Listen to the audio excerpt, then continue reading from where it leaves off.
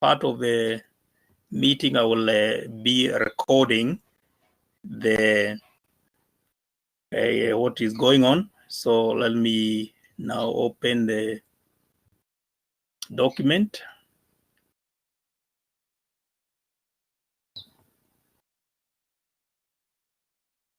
All right, I want to believe that you can see the document there. Introduction to data structures and algorithms. Let me zoom there. All right, so this now I also don't intend, of course, to look at every detail, but it's a document to go through some of the key concepts that are raised here. Okay, so a computer can be used to do various tasks, including scientific calculation, information management system for an enterprise, a real-time control system for an assembly line, and in performing these operations, one needs a number of in place. And it's written here, for example, obtain the needed data and their relations, store the data into the computer according to their relations, and design algorithms to solve problems. The way data is accessed is a function of how it is organized. A general understanding of data structures is essential to developing efficient algorithms. Efficiency of an algorithm depends on its design and implementation. Since every algorithm uses computer resources to run, execution time and memory usage are important considerations to analyze an algorithm. This last statement there, what we're trying to say is that efficiency, the algorithm should be efficient in terms of how it uses the time. When you are running a program, which of course is dependent on your algorithm, the way you have designed, the way it is designed, you have designed the algorithm to design your program, how that program will be running. It's important to consider, does it make the program run quite fast, or does it slow it? Those are important issues. But also, what of the memory? How does the algorithm use memory? See, you'll be using the memory, internal memory here. We mean the RAM. Okay, the RAM. How does it use the memory? Mainly, but when of course come to data structures, we go beyond RAM. But in this, we're talking about the RAM. How does it use the RAM? How much memory does it use when the program is running? So when we are designing our algorithm, we have to think of these two, but even other resources, but these especially: execution time and internal memory usage. Those are important. And that's why when we come to talk about analyzing the algorithm. So we analyze the algorithm. We are writing an algorithm, but we need also to analyze it and see. So how does it look like? In terms of the execution time, how much time is it using? In terms of the internal memory, how much memory is it using? So this is issues that we have to deal with when you start talking about efficiency. So the efficiency of an algorithm. So we'll be considering about the efficiency of an algorithm at some point later. So later we'll be looking at. So when we were discussing the outline, we mentioned about analysis of how it was, and maybe week 8, week 11, 10, 10, 11 of there. We will visit that. For now, let's move and look at these introductory concepts, and which we need now to understand as much as we can. Data structure. So what is the definition? One of the definitions is here. Data structure is a particular way of organizing and storing data in computer memory. A data structure is a particular way of organizing data and storing data in computer memory. Other devices such that it can be accessed and modified efficiently. More precisely, data structure is a collection of data values, the relationships among them, and the functions or operations that can be applied to the data. A structure, so repeating that statement here.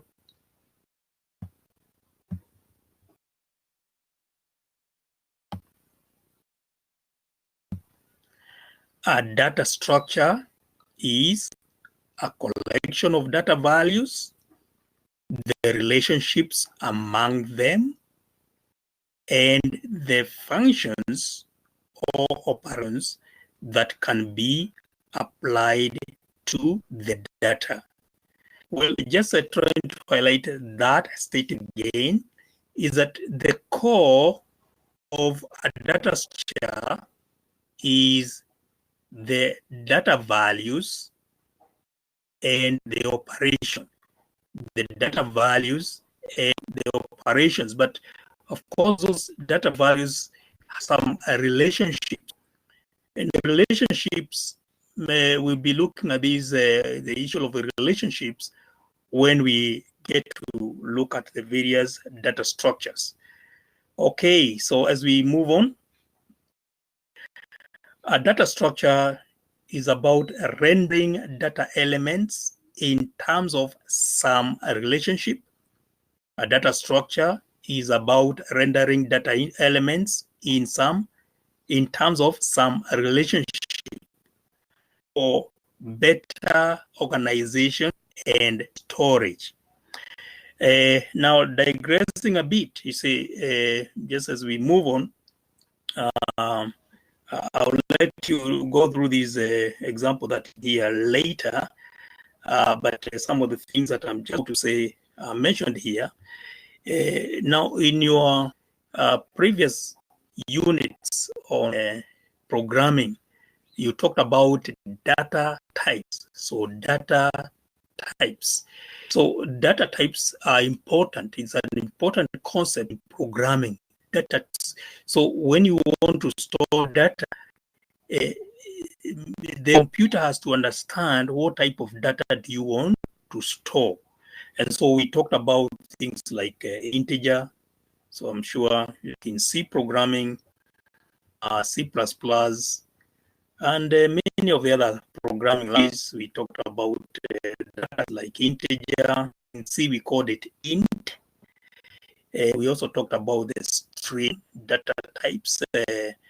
Although in some languages, they don't have really a string as a data type. Like in C, we talked more about the char for storing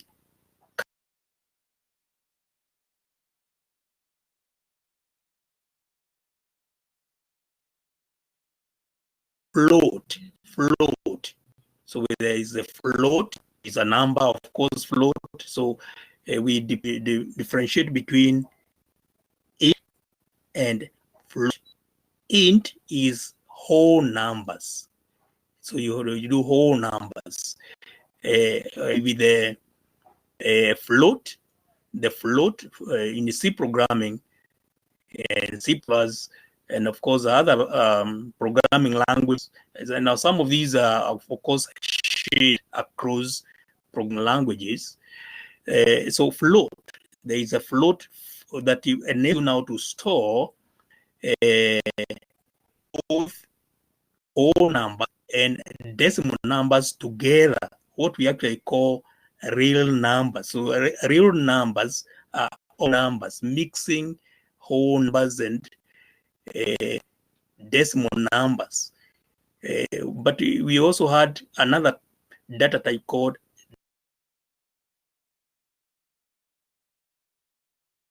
type. In fact, now those ones are what we call primitive data types or simple data types. As we look at this subject of data structures, we'll of course build from that, the simple data types, and then move to abstract data types.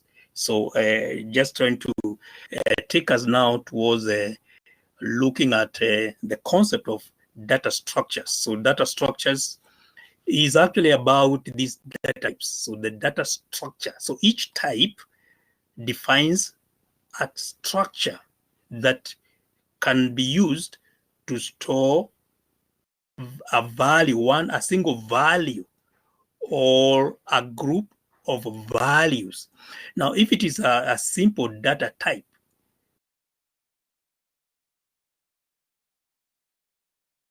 or int, so int stores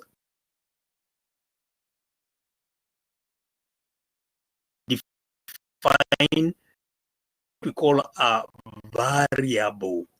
We define a variable. Now, if your variable is a variable associated with a simple data type like int, then that variable can store only a single value,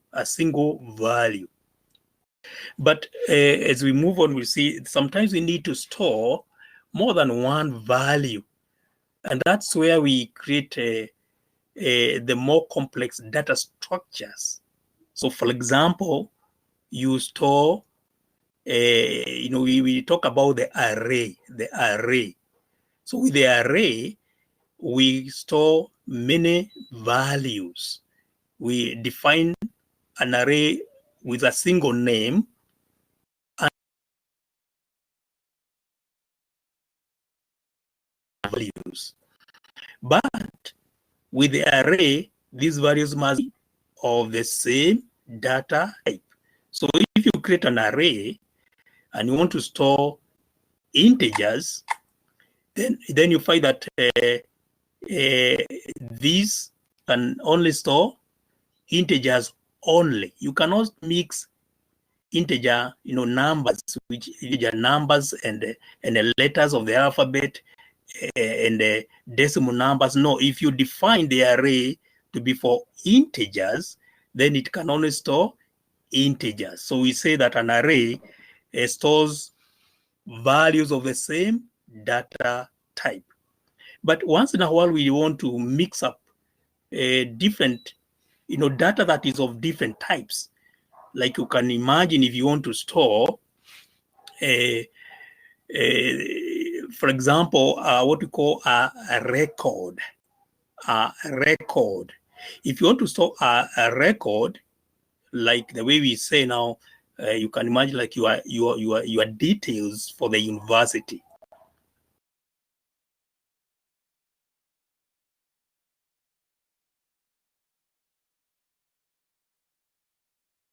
You have your the degree you are taking, and we also want to show maybe your age and your maybe your grade, at the end of your learning, the what we call the class, did you get first class honors and all that? Now you want to have all that stored together. Then you see you have a problem if we rely only on the array, because the array says the data must be of the same data type. So in this case, we need something else, and that's where we are building to. when we are talking about the data structures. Okay, so let me get back to the document. Let me get that back to the document. I just wanted to highlight that. So this example up here is trying to say exactly what I was saying in terms of data types. But let's get back to the data structure here. To the document. So in simple language, data structures programmed to store ordered data so that various operations can be performed on it easily. It represents a knowledge of data to be organized in a memory. It should be designed and implemented in such a way that it reduces the complexity and increases the efficiency. Just briefly, we'll not do a lot of issues about algorithms at this point, but it is good to capture this point as we move on. It's very, very important at this stage in our unit. So let's say something is brief about algorithms. My screen is not showing. Sorry?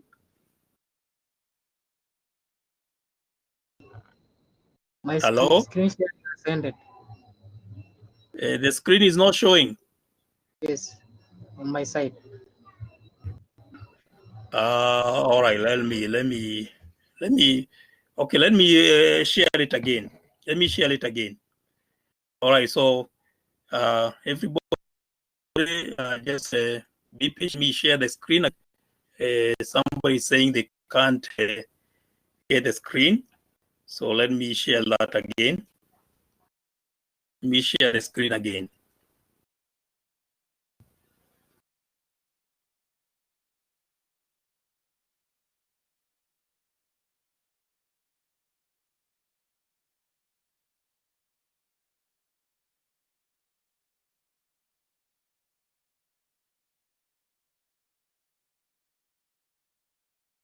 All right, now. Hello, I've shared the screen again. Yes, I can see it. All right. Okay, so I think we can go ahead. We can continue now. So I was at this area of algorithms, where I want us to just take a very brief moment. We're not really looking at algorithms in details at this point, but just some reminders. This actually is some reminders of some of the issues that we already know about algorithms, that just putting it into perspective as it regards this particular unit.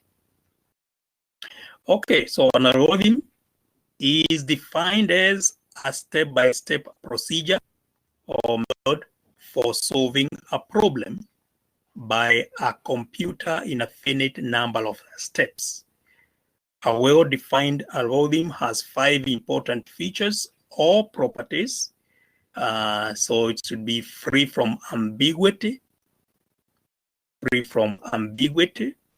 and says there in the expanded part of it that each step of an algorithm must be precisely defined. Each step of an algorithm must be precisely defined. The actions to be carried out must be rigorously and unambiguously specified for each case. Then property 2 is efficient. Algorithm should be efficient. An algorithm must always terminate after a finite number of steps.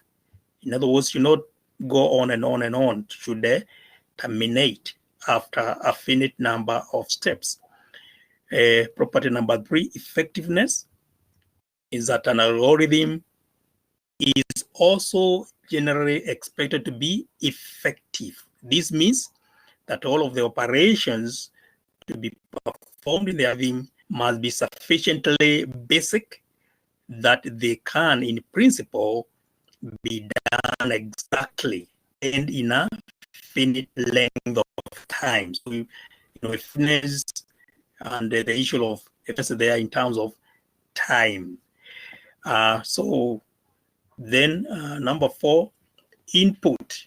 An algorithm has 0 or more inputs. An algorithm has sometimes 0 inputs, but times several inputs. Then output.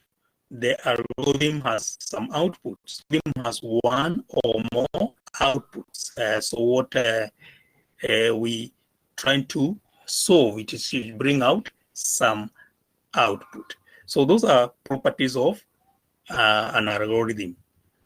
And as we said, okay, before we come to that, yes, representing an algorithm, we already mentioned that you're already familiar from previous units, representing an algorithm either using flow charts or pseudo code. Flow charts or pseudo code. Then we have we are creating good programs. I would like to just go through that. A good program should it have. So please add at this section here, what you can also call good or properties of a good program. So please read down that. These are issues that you already covered past, just lighting them here. Well, so let's move on and now the water structure itself again in more details and trying to put it again in a more clear way. This I've already said as I was looking at the previous example, but let me read this part so we can get from here. So defining data structures or data type. Now remember, as I have said, you can use these words interchangeably. Data structures and data types, you can use these interchangeably. So a data type is a data structure, or a data type defines a data structure. The two are the same. So we have, as I said earlier on, we have the simple data, which we also call ref data types. The integer, float, Boolean, char, there are very many depending on the programming language. You note that there are some which are shared across program languages, but some others, you'll find that each programming language may have some unique data types that are not appearing in other programming languages, etc. So, but yes, well, we're saying primitive data types. We can also call them primitive data structures. Moving on to this area here, let me read that. Then we also have some complex data structures which are used to store large and connected data. They are referred to as abstract data structures. Abstract data structures or abstract data types. Actually, it is more common to talk about abstract data types, and that's why we use the short form ADT. ADT. It's popular to talk about ADT, but you can also call it abstract data structure. So some examples of abstract data structures are, see the list here again. These are the ones which we'll be looking at. Because of time, of course, we find that we may not really cover so many, but at least some of the ones which are listed here, we'll be looking at them. For example, the linked list, the tree, the graph, the stack, and the queue. So these are some of the examples. These are examples of abstract data types. Now we'll be looking at these one by one later on. Then we can understand them a little more, better. All right. So just again picking with that now, coming to the specifically to the abstract data types. As you can see now, the short form, it is popular to called ADTs, the abstract data types. So actually we prefer to call them abstract data types, as well as abstract data structures. But this ADT is associated with abstract data types. So what is an abstract data type? And we say that an abstract data type, or ADT, is a type whose behavior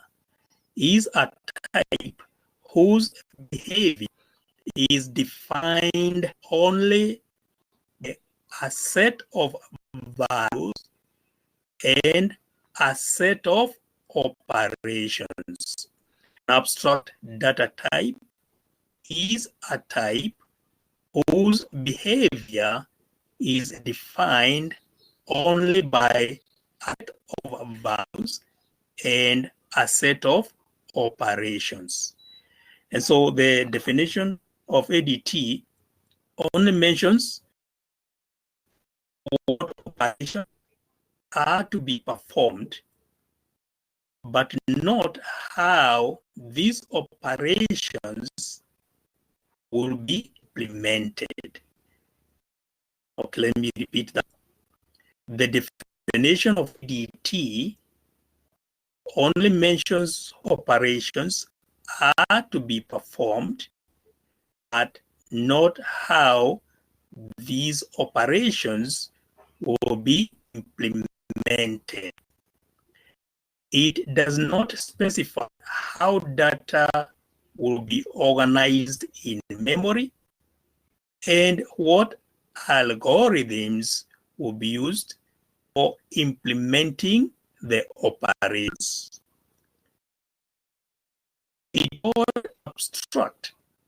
It is called abstract because it gives an implementation independent view. It is called abstract because it gives an implementation independent view. The process of providing only the essentials and hiding the details is known as abstraction. The process of providing only the essentials and hiding the details is known as abstraction. And so we're talking about abstract data types or abstract data structures. At this point, let me highlight and say that yes, the array may be actually a data structure, right? The array is an abstract data structure, but it is not.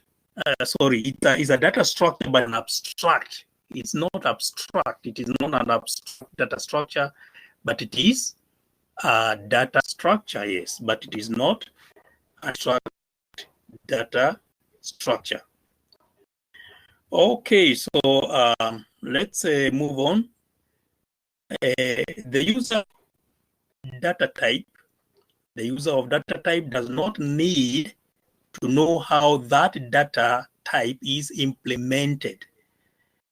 For example, we have been using primitive values like int, float, char data types only with the knowledge that these data types can operate and can be performed on without any idea of how they are implemented. So a user only needs to know what a data type can do, but not how it will be implemented.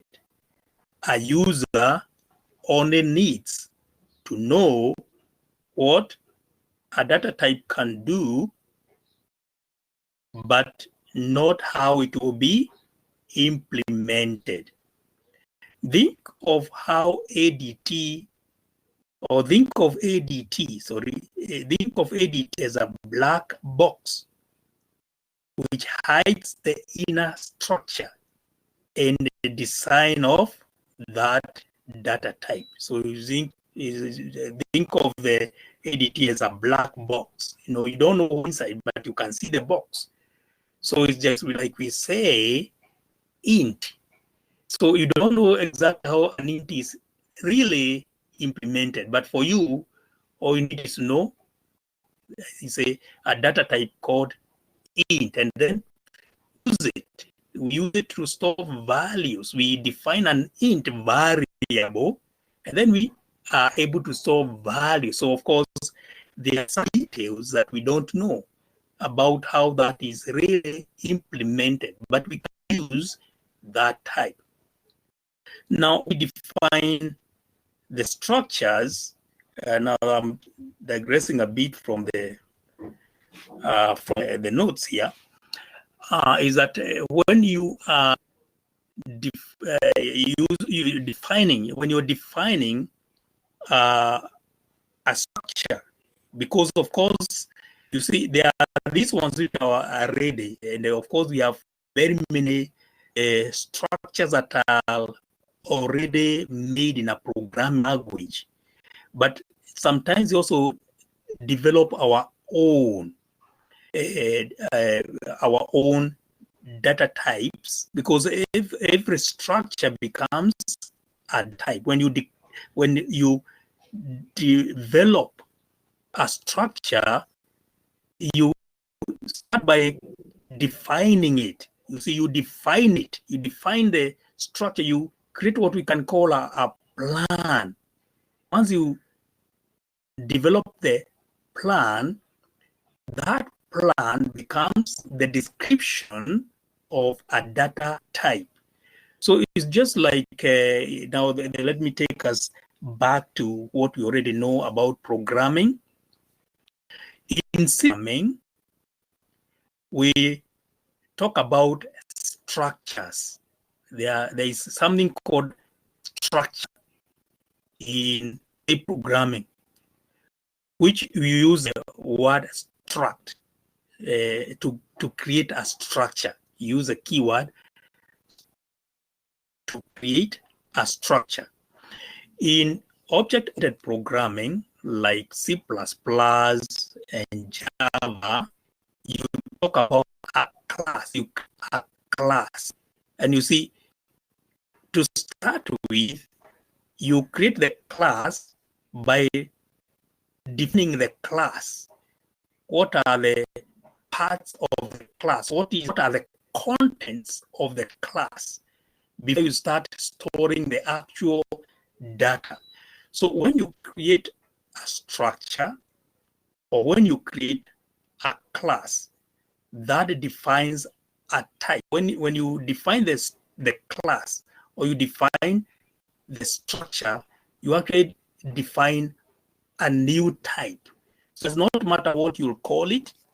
You may call it John, you may call it Kisumu, but once you create that class or that structure, now that becomes a type. The name you give it becomes a type, and you can create variables of that type.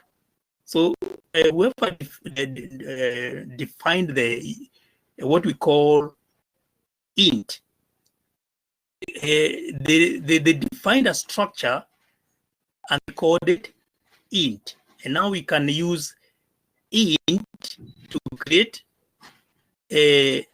variables to store int. So if you create a structure and call it Kisumu, then Kisumu becomes a type.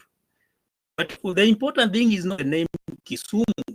It is that Kisumu defines a certain structure that we can use now to store our data using that type. But now the type will be called Kisumu. Of course, we'll be looking at these in more details as we move on. So here, as we close, there are certain ways that I would like you to look later on. This doc is already at the portal. Look topic 1 of the portal of data structure. And you find that this document is already there. Just download it or read it online there. Data structure, the topic 1 document for topic 1. Look at that and read more about definitions. What is abstraction? What is a data abstraction? Structured data type. So what is that structured data type? And then we'll continue from here. I will find the 2 broad categories of data structures. The category data structures, the 2 ones which are linear data structures, non-linear data structures. But of course, look at that, read the whole document. I will expect you to read the whole document, but in our time together, we'll start by looking at these categories, the 2 major category data structures, non-linear, but of course, as we start now at the array as a data structure, which will help us to step into the other types of data structures, which are a little more complex, but not complex that it may sound.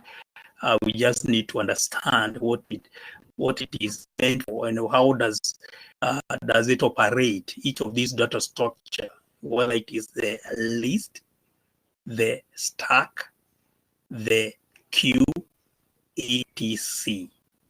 Well, I think that is sufficient today. I'm very, very grateful that you could make it. Let me first of all remove the share so I can appear in the meeting here. So let me remove the screen share to remove the document. It's okay. All right, I'm there now. Okay, so we will end there. At least my presentation will end there, but yes, you can still share some more, maybe by chat, but also you can now call me and mute your mic so that you can say something to comment. So yes, Dixon.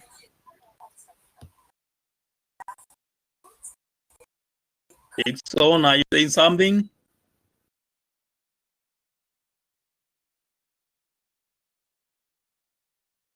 All right. Yes, Ahuma.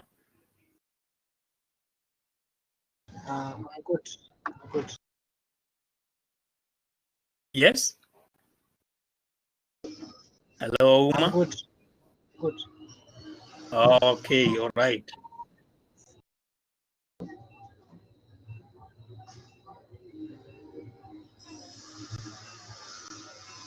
Yes, any clarification I would like to for now?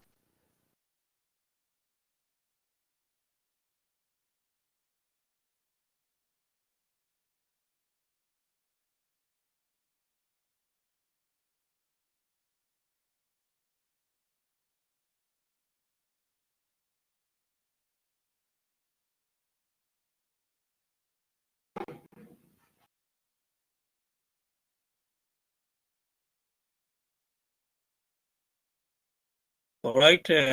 Well, For the purpose of yes, I've sharing the screen because I thought now at least you can see my image, and then I think this helps in our interaction to some extent. Yes.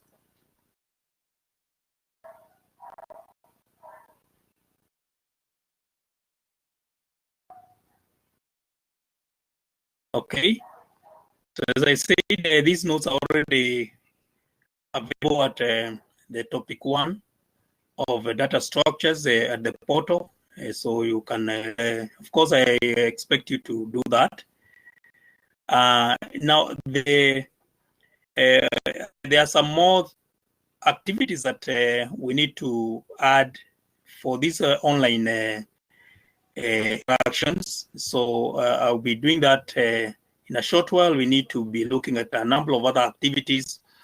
I'll be creating what we call forums, where I raise some questions, and then I expect that you will make some reply to that. Now, those, especially the forums, discussion forums, very, very critical.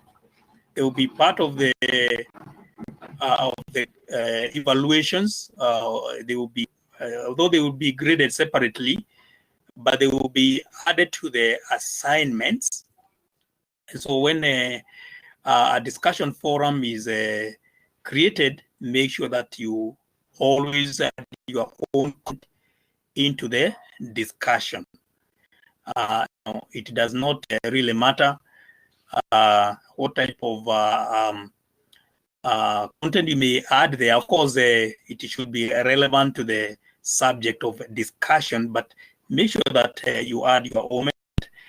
Even if you feel like somebody has already said something that you want to say, make sure that you add yours, because it's important that your name appears at the discussion forum when a night of discussion has been listed at the discussion forum. Now, I can't tell you how many we will create per topic, but we want to have forums for every topic. So every topic has an issue for discussion in terms of a topical area that we are seeking you to contribute to the discussion, maybe as a question, etc. Once you have a question, that I think it will be helpful so that we can clarify some things related to that. But it is very important that when there is a discussion forum created, that you make sure that you have added your own comment, because finally they will add what you'll get in your comments at the end of the process, the evaluating for the semester. So it's very, very, very important to add your comments at any discussion forum that is created. Yes, Jelimo, I want to add some comment.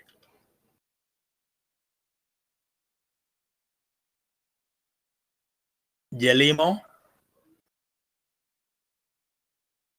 any comment you want to add?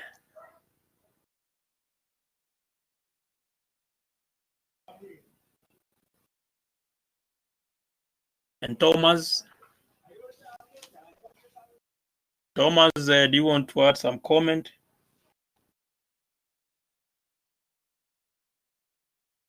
Thomas?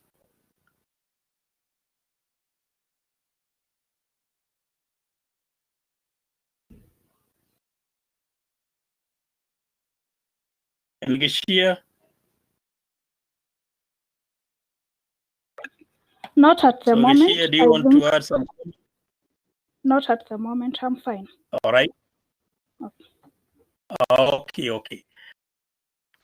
All right. Thank you so much for attending this session. For today, we'll keep it at that, and so we'll end our live session at the point. So I'm going to now close the meeting, and have a great day ahead as you continue to research and study. Have a good afternoon. A good afternoon too.